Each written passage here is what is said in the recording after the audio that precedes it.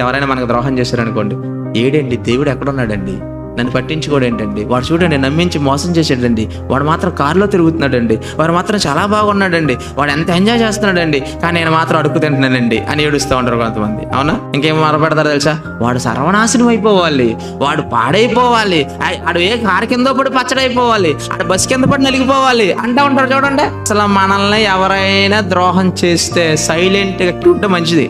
ఒక మాట కూడా అనవలసిన పరిస్థితి లేదు. ఎందుకు లేదు? వాడు కనుక నీకు ద్రోహం చేస్తే నువ్వు వదిలే, కానీ దేవుడు అతన్ని వదలడు.